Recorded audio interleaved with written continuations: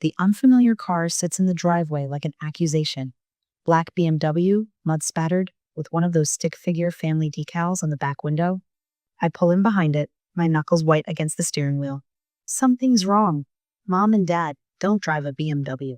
I sit in my car for a moment, listening to the tick of the cooling engine. 4 years of mortgage payments flash through my mind.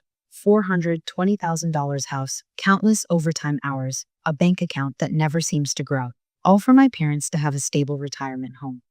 That was the deal. The spare key feels cold in my palm as I approach the front door. Voices drift through the waltz, a man's laughter, a woman's higher response. Not my parents. My stomach knots as I slide the key into the lock and push the door open. The living room has changed. Gone is the faded floral couch I helped my mother select 4 years ago. In its place sits a sleek leather sectional I've never seen before. And on it, beer in hand, lounges my younger brother, Logan. Audrey? He looks up, surprise flickering across his face before settling into that familiar, easy smile. Didn't know you were coming by today. I stand frozen in the entryway. What are you doing in Mom and Dad's house? A pregnant woman emerges from the kitchen, her hand resting protectively over her rounded belly. She stops when she sees me, confusion evident in her wide eyes. Logan? She questions. It's just my sister, he says with a dismissive wave. Audrey, this is Melissa, my fiancé. I barely register the introduction. What are you doing in my parents' house? I repeat, my voice sharper. Logan raises an eyebrow, taking a casual sip of his beer. You mean my house? Mom and Dad moved out last month. They're renting a place closer to the lake. The floor seems to tilt beneath me. Your house? My hands tremble as I pull out my phone, stepping into the hallway for privacy. Mom answers on the fourth ring, her voice immediately defensive when she hears mine. Oh, Audrey, yes, we were going to tell you eventually. Tell me what exactly? My voice sounds distant, like it belongs to someone else. That you gave away the house I've been paying for? To Logan? Now, don't be dramatic. Put Dad on the phone. A rustling sound, then my father's gruff voice. Audrey, what's this about? The house, Dad. The house I'm paying $2,400 a month for. Why is Logan living there claiming it's his? A pause, then. Logan needs the house more than you do. He's starting a family. The casual way he says it, like we're discussing borrowing a sweater instead of a home. I've sacrificed everything for makes my vision blur at the edges. I signed the mortgage papers. I've been making payments for 4 years. We had an agreement. Agreements change. Mom's voice cuts in. She must have picked up the other line. You have a great job. You'll make that money back. He doesn't have the same opportunities you do. My mind flashes back to the day I signed those papers. The pride in my parents' eyes as I committed to the $420,000 mortgage. Their promises that this would be their forever home, that my help was the greatest gift a daughter could give. How I believed them. I've paid over $100,000 toward that house, I say, my voice barely audible. And we appreciate it, Dad says, sounding anything but appreciative. But family helps family. Logan needs a place for his baby. I end the call without another word, walk past my brother and his pregnant fiancée, and leave without looking back. My apartment feels small and shabby after the house my house, with its gleaming hardwood floors and spacious rooms.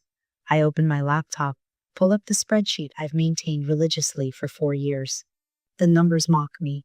4 years of mortgage payments, $115,200. Extra principal payments to help pay down the loan faster, $24,800. Property taxes I've covered, $18,400. Repairs and maintenance, $12,600. Over $170,000 gone. Money that could have paid off my $60,000 student debt twice over. Money that could have been a down payment on my own place. Instead, I've been living in this one-bedroom apartment with the dripping bathroom faucet and the neighbor who practices drums at midnight. I scroll through photos on my phone from when I first started this arrangement. There I am with overtime-shadowed eyes, taking on consulting projects on weekends while my friends went to concerts and traveled abroad. Skipping vacations, choosing store-brand groceries, declining dinners out all to make those extra payments. A text lights up my phone screen. The gutters need replacing. Send $1,200 by Friday, Dad. I open my banking app, finger hovering over the transfer button, as I've done countless times before. My gaze drifts around my apartment, the patched IKEA furniture, the outdated microwave that takes 3 minutes to heat a cup of coffee, the single good suit I wear to client meetings and wash by hand to make it last. The realization dawns slowly, then all at once, settling into my bones with cold clarity. They never saw me as a daughter. I was just an ATM. I close the app without making the transfer. Almost immediately, my phone buzzes with another text from Dad. Did you get my message? Need the money by Friday. Then another, Audrey, and another. Your mother is worried about the gutters. Call us. I set my phone face down on the table, and for the first time in 4 years, I ignore it. Steam rises from my latte as I stare at Mia's widening eyes across the table. Her mouth hangs open, coffee forgotten. They did what? Her voice cuts through the ambient chatter of the cafe. I trace the rim of my cup, unable to meet her gaze. Gave the house to Logan, just handed it over. Like my payments meant nothing. Mia slams her palm on the table, rattling our cups. Audrey, you need to call the bank immediately. This isn't just unfair, it's financial abuse. Financial abuse. The words hang between us, giving shape to something I felt but never named. This isn't the first time, I say quietly. The memory surfaces like a bruise being pressed. 3rd grade, my straight-A report card clutched in small fingers, proudly presented to my parents. This is expected, not exceptional, Audrey, Mom had said, barely glancing at it before returning to her magazine. That same year, Logan brought home a report card spotted with D's and a single CGO1. Dad took him for ice cream to celebrate his improvement. I shake my head, returning to the present. At my college graduation, Dad pulled me aside. Now it's time to start paying us back for everything we've done, he said. Not congratulations, not we're proud of you. Mia reaches across the table, squeezing my hand. The house wasn't the beginning, was it? It was just the biggest ask in a pattern. Every bonus, every raise, they somehow knew about it before I'd even deposited the check. The water heater, the roof repair, Logan's car insurance. Call the bank. Mia enunciates each word. Today. The mortgage specialist's office smells of artificial vanilla and printer toner. Miss Winter scrolls through my account, her professional smile fading with each click. Miss Chen, there's something unusual here. She turns the monitor so I can see. These extra payments you've been making, they should have reduced your principal significantly by now. My throat tightens. And they haven't? She shakes her head, frowning. According to our records, additional funds were withdrawn shortly after each extra payment posted. The room tilts slightly. Withdrawn by whom? The joint account holders. Her voice softens. Your parents. She pulls up a detailed statement highlighting transactions in yellow. $750 in January, $1,200 in February, $800 in March. The yellow highlights blur as tears threaten. Over $30,000 of my extra payments diverted to my parents' personal expenses. Money I thought was building equity. Money I sacrificed vacations, new clothes, even proper dental work to provide. My phone buzzes with a text from Mom. The refrigerator broke. We need $3,000 for a new one. I slide the phone face down onto Miss Winter's desk, suddenly unable to breathe properly. Miss Chen, she says gently, these payments were supposed to reduce the principal. Instead, they've been treating your account like a cash withdrawal service. I look up, finding unexpected compassion in her eyes. What options do I have? My voice sounds distant, hollow. Legally, you have no obligation to pay a mortgage on a property you don't own, the financial advisor says, placing her business card on my coffee table. Your name isn't on the deed, only the loan. The arrangement was predatory from the start. I curl deeper into my couch, wrapping my arms around myself. But they're my parents, who have stolen over $30,000 from you, beyond the regular mortgage payments. She leans forward. Miss Chen, if a stranger did this to you, you'd press charges. Sunlight streams through my apartment window, illuminating dust motes that dance in the air. For a moment, I watch them, remembering how trapped I've felt these past 4 years. Working overtime until my eyes burned, declining dinners with friends, watching my savings account hover near zero, while I sent thousands to my parents each month. What would happen if I just stopped paying. The question emerges softly, like a forbidden thought. The bank would eventually foreclose. Your parents would face consequences for their failure to pay. Your credit would take a hit, but you're young enough to recover. For the first time in years, possibility unfurls in my chest. I open my laptop, create a new email. To Mom, Dad. Subject: mortgage payments. As of today, I will no longer be making payments on the house. Audrey. My hand hovers over the trackpad, trembling but resolute. I click send. The weight that lifts from my shoulders is so sudden and complete that I gasp. I close the laptop and block their numbers on my phone in rapid succession before doubt can creep back in. They're counting on your guilt to control you, Jennifer says, spearing a forkful of salad across the break room table. My mother did the same thing for years. She borrowed my first paycheck to pay bills and never stopped asking. I pushed my lunch around my plate. How did you break free? I moved 2,000 miles away and changed my number. Jennifer smiles ruefully. Extreme, but effective. The hardest part was accepting I wasn't the villain in the story. My boss stops by our table, his gaze lingering on my exhausted face. Audrey, everything okay? You seem distracted lately. Just some family issues, I manage. He nods. Take some personal days, handle whatever's going on. Your work will be here when you get back. That night, I curl into my bed, expecting the usual anxiety to keep me awake. Instead, I sleep deeply for the first time in years, dreamless and peaceful, despite the uncertainty ahead. My phone stays silent. No texts, no calls, no demands disguised as family obligation. The foreclosure clock is ticking, and my parents have no idea what's coming. But for now, in this moment, I am finally free. My phone vibrates for the fourth time this hour. I glance at the screen, grandmother. The third call from her today. I let it ring through to voicemail, just like the others. When the notification appears, I press play, holding the phone slightly away from my ear.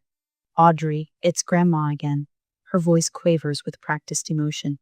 How could you make your parents homeless after everything they've done for you? Call me back immediately, young lady. I delete the message and set my phone face down on my desk.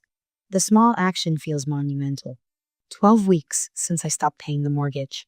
12 weeks of relative peace shattered by an artillery barrage of guilt from my extended family. I've received 28 voicemails, 43 texts, and 17 emails, each one more desperate than the last. My uncle's message from yesterday still echoes in my mind. You'll be cut off from this family forever if you don't fix this situation. I almost laughed when I heard it. Cut off from what exactly? The privilege of being treated like an ATM? My laptop dings with a new email notification from my father. Audrey, after everything we sacrificed for your education, this is how you repay us? Your mother can hardly sleep at night worrying about where we'll end up. I hope your selfishness brings you comfort while your family suffers. Dad. I closed the email without responding. 3 months ago, this would have set me into a spiral of guilt and anxiety. Now, I recognize it for what it is, another attempt to manipulate me into resuming payments. My phone buzzes with a text from a number I don't recognize, but the content makes the sender obvious. It's Logan. You're being selfish. I can't afford this payment. I add his new number to my block list. He must have borrowed someone else's phone after I blocked his last 3 numbers. The irony doesn't escape me. He can't afford the payment, but I was somehow expected to manage it on top of my own expenses. I imagine him sitting in my parents' house in his house now stewing in entitlement. The certified letter arrives exactly 3 months after I stopped payments. Though addressed to my parents, they forward a photo of it to my email with the subject line, "See what you've done." The bank's letterhead is crisp and formal, the message beneath it clinical. Notice of default. I've been expecting this, but seeing it in official print sends a small shiver through me. My phone rings immediately after I open the email. My mother, of course. The bank says we're in default, she hisses without preamble. They're going to take the house. I hear my father in the background, his voice rising. Put it on speaker. A click, then his voice comes through clearly. You need to transfer $12,000 immediately to cover the missed payments and late fees. I don't have $12,000 to give you, I say, which isn't entirely true. I do have savings, now substantial savings for the first time in my adult life. You work at Harper and Stein. We know what they pay. My father's voice trembles with anger. Fix this by tomorrow or don't consider yourself our daughter. The threat hangs between us for a moment. I feel a curious sense of calm wash over me. I haven't been your daughter for years, I say softly. I've been your investment. I end the call before they can respond. The Facebook notification appears while I'm in a meeting at work. When I check it during a break, my stomach drops. Logan has tagged me in a post. My sister at Audrey Chem is trying to make my pregnant fiancé homeless. Share if you think family should come before agreed. There are already 23 comments, most expressing shock and disapproval. I scan through them quickly, recognizing names from high school, distant relatives, family friends people who have no idea what's really happening. My aunt has shared it, adding, "Family obligation is sacred. Shame on you, Audrey." 3 crying emojis follow her judgment. My phone buzzes with a text from Beth, my high school friend. "Hey, are you okay? Your brother is telling everyone you've had a mental breakdown. I'm worried about you." I set my phone down and take a deep breath. Part of me wants to respond publicly, to lay out every mortgage payment, every extra dollar that disappeared into my parents' pockets, every sacrifice I made for their comfort. The receipts I could post would silence them all. Instead, I block Logan on Facebook and adjust my privacy settings. Their public shaming attempt only strengthens my resolve. "You've made remarkable progress," Samantha says, sliding the financial statement across her desk. 6 months have passed since I stopped mortgage payments, and my bi-weekly meetings with my financial planner have become a cherished ritual. I scanned the document, still not quite believing the numbers. "Is this right? I've saved nearly $25,000 already?" She nods, her professional demeanor softening with a smile. "And your credit score has increased by 48 points since we started the recovery plan. You're on track to qualify for your own mortgage within 18 months. My own mortgage. My own home." The thought sends a jolt of excitement through me. "Let's look at neighborhoods within your target price range," she suggests, turning her monitor so I can see.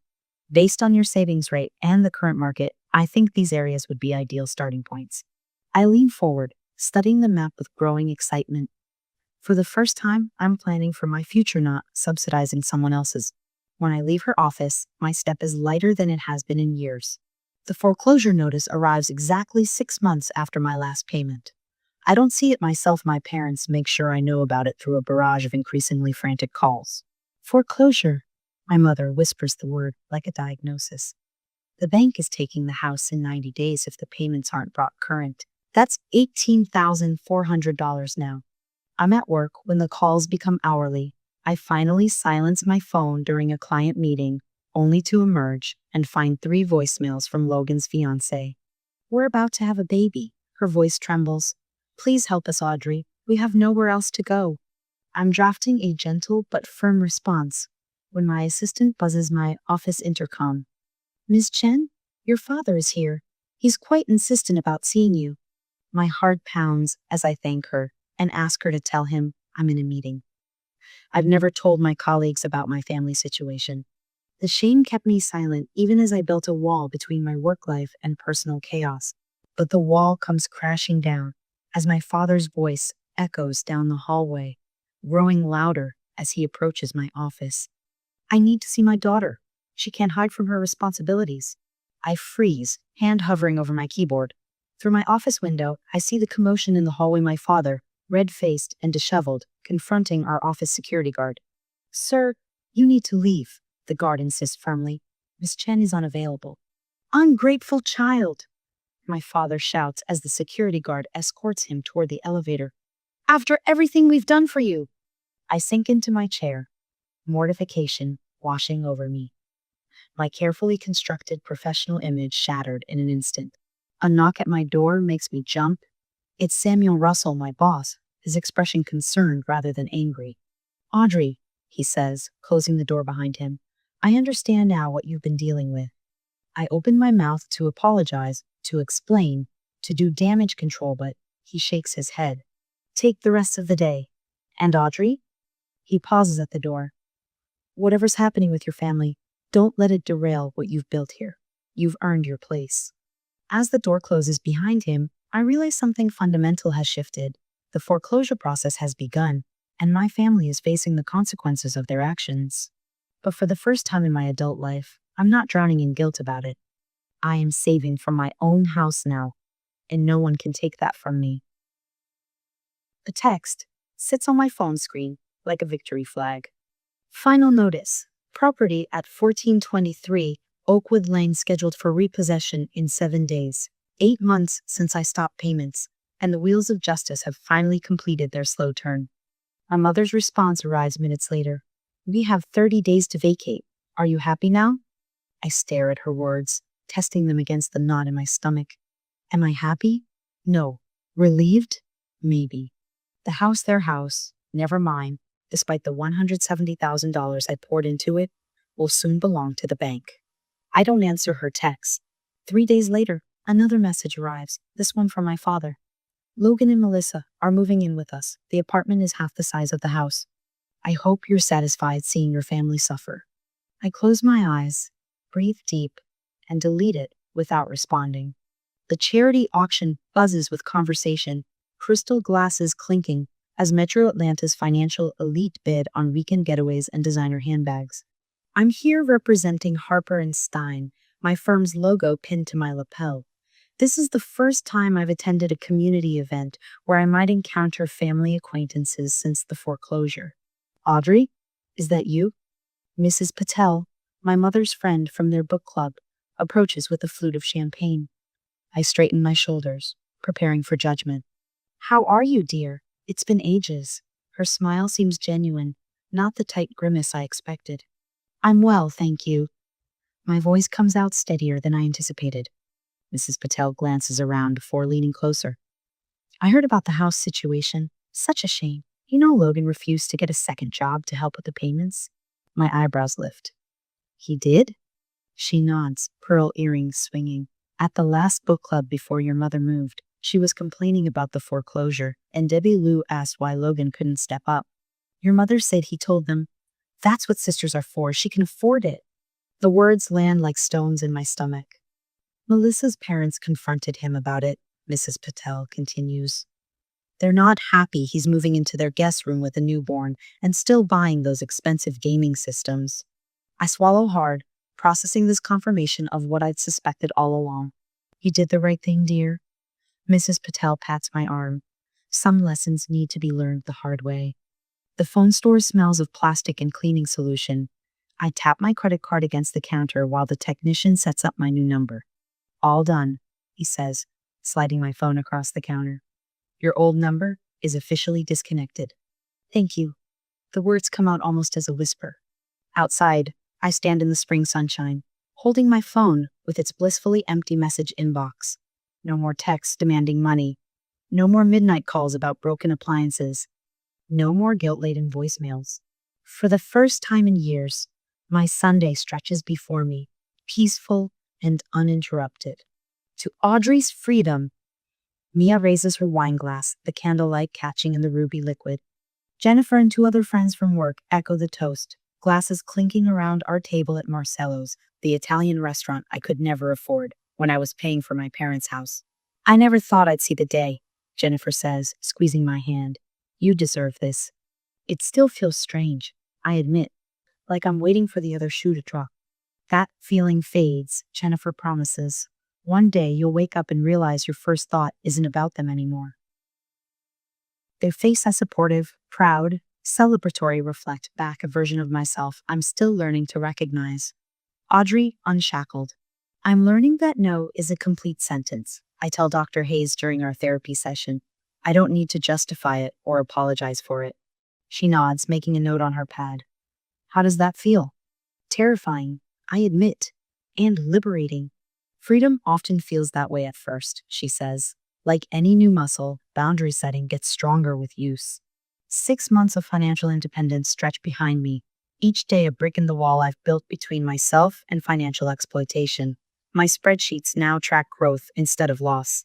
This property has great potential, the real estate agent says, gesturing to the kitchen with its outdated cabinets but solid countertops. The neighborhood has appreciated 12% in the last 3 years. I run my hand along the countertop, imagining morning coffee here. This two-bedroom townhouse costs less than half what I paid for my parents' house. The down payment sits ready in my account money, saved during months of freedom from their financial demands. The owners are motivated sellers, she continues. Your pre-approval letter puts you in a strong position. I look out the window at the small patio garden. Mine. Truly mine if I decide to make an offer. I'd like to think about it overnight, I tell her. Later, I compare this property to the other two I've toured this week. My spreadsheet shows the recovery plan I created after the foreclosure is working ahead of schedule.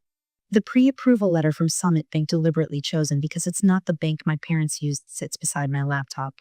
I open my journal to record today's entry, flipping past 6 months of entries tracking my journey to independence.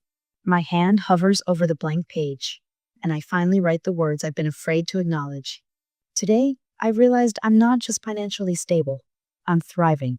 The fortress of boundaries I've built protects something precious, the life I deserve. I close the journal and picture a home that's truly mine. For the first time, the image brings a smile instead of fear. The key feels different in my palm as I slide it into the lock lighter. Somehow, mine. The door swings open to reveal hardwood floors that gleam in the afternoon light. Not the expensive engineered hardwood from the house I paid for, but never owned. This is the real thing, with character marks and slight imperfections that make it perfect. Home, I whisper, the word unfamiliar on my tongue. 2 bedrooms, 1 bathroom, a kitchen with countertops that aren't marble but clean laminate. The mortgage is exactly what I can afford on my own terms. No one else's name appears on a single document. The memory of move-in day floods back. Jennifer and Mia hauling boxes up the front steps, sweat dampening their shirts as they laughed about my book collection. Do you really need 12 finance textbooks? Mia had teased, nearly dropping a particularly heavy box. My boss Sam, surprising me with a toolbox. Every homeowner needs one, and staying late to assemble my bed frame. People who wanted nothing from me but my happiness.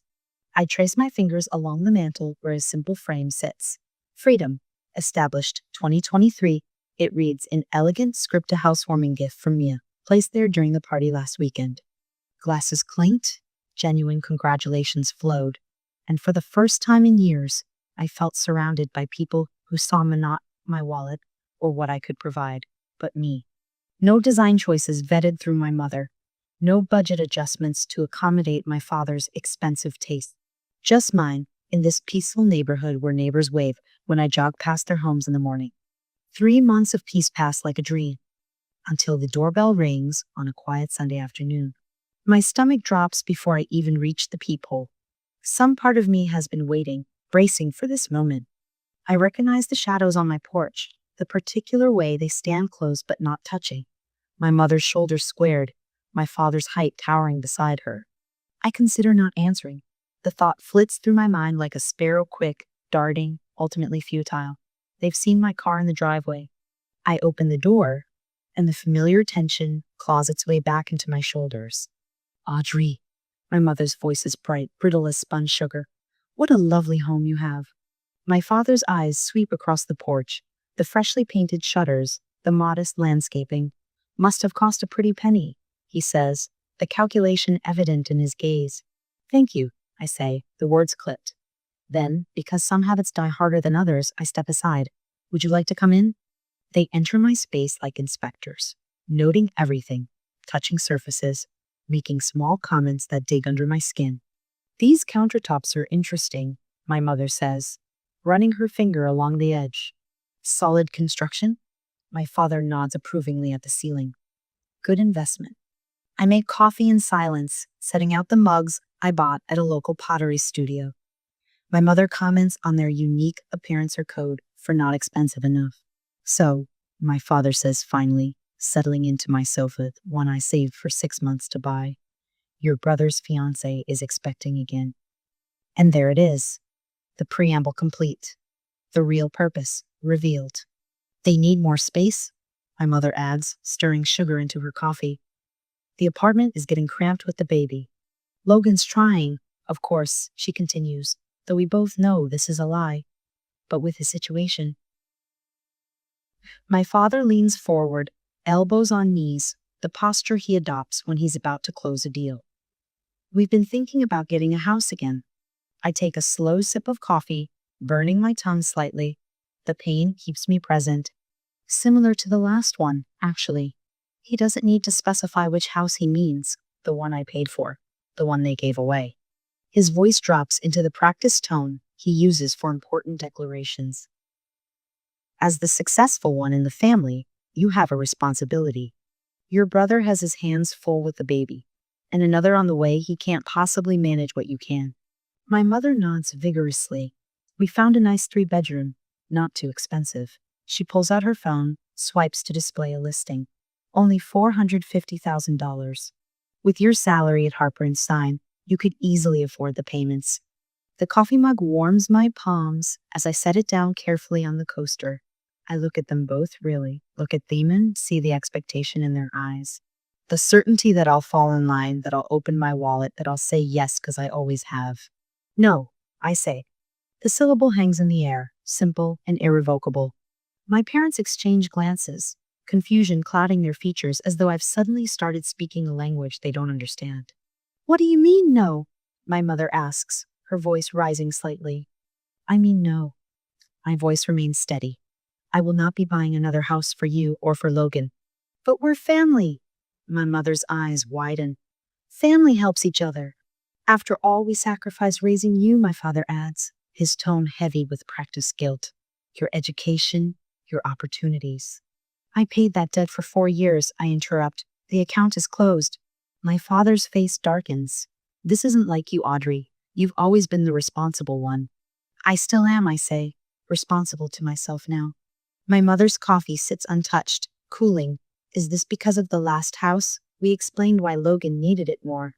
This isn't about the house, though, of course it is, in all the ways that matter. This is about recognizing a pattern and choosing not to repeat it. My father stands abruptly. You'll regret turning your back on family, he says, his voice low and threatening. When you're alone with just your things and your money, you'll see what really matters. I rise too, surprising myself with how calm I feel. I regret it took me so long to see clearly. I walk them to the door, my steps measured. They pause on the threshold, clearly expecting me to change my mind, to call them back, to cave as I've always done. Instead, I watch their faces as the realization dawns. This isn't temporary. This isn't a negotiation. This is final. You'll come crawling back when you need a family. My father spits, his face flushing dark with anger. Money can't hold your hand when you're sick. My mother's expression hardens. After everything we've done for you, she whispers, the words like ice. Your own brother's children will grow up without knowing their aunt. I don't flinch. That will be Logan's choice to explain, not mine. The door closes with a soft click that echoes like thunder in my chest. I stand with my palm flat against the wood, feeling the boundary I've created a solid, real, mine. On the other side, I hear my father's raised voice, my mother's sharp response. Their footsteps retreat down the walkway, car doors slam, an engine starts. And then, silence. The quiet of my home truly, mine wraps around me like a blanket as I turn away from the door, from the past, and walk back into the life I've built for myself. Sunlight streams through windows that are mine alone. 1 year after closing the door on my parents, my home has become a sanctuary. The walls, painted the sage green I chose, hold framed photos from my trip to Portugal, my first real vacation in 7 years. No spreadsheets tracking other people's debts. No overtime to fund someone else's life. I run my fingers along the spines of books I now have time to read. My promotion came through last month, Senior Director of Financial Analysis. My boss cited my newfound focus and confidence in the recommendation letter. You've been hiding your light under a bushel, she said during the announcement. It's good to finally meet the real Audrey. The real Audrey. I'm still discovering her myself. My phone buzzes with a delivery notification. The packages for Logan's children have arrived. I've never met my niece and nephew in person, but I send birthday and Christmas gifts directly to them. The college funds I established are locked until they turn 18. No parents can redirect that money. My lawyer made sure of it. You don't owe them anything, Mia insisted when I mentioned setting up the accounts. I'm not doing it out of obligation, I told her. The kids didn't betray me. A text from Melissa, Logan's wife now, lights up my screen. Thank you for the science kit.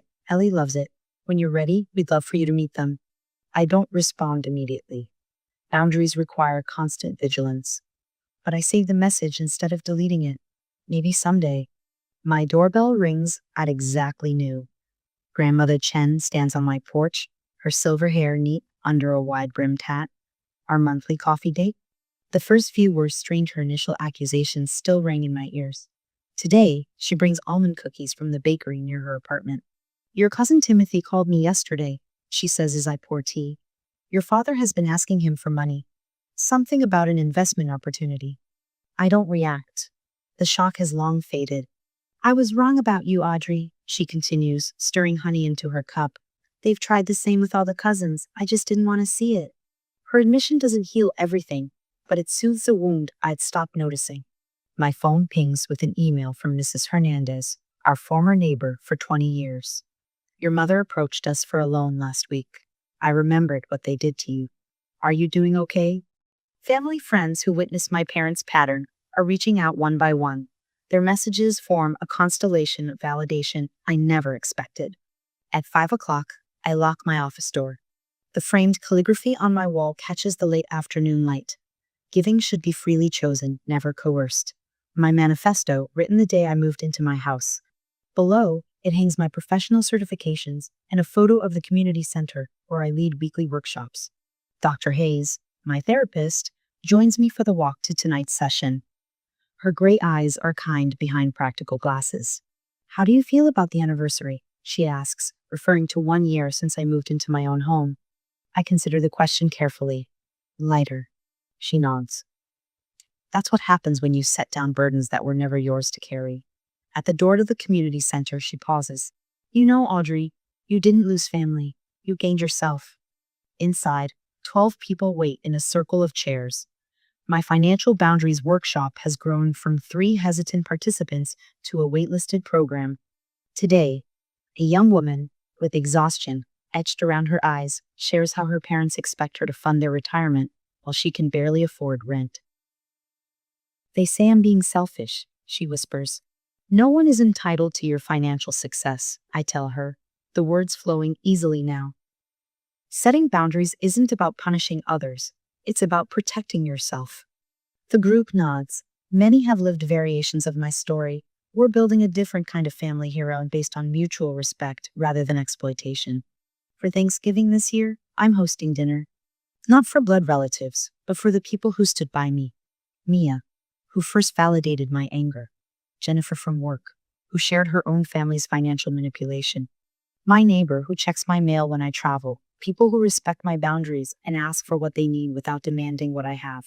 Back home, I open my journal, the leather cover worn from daily use.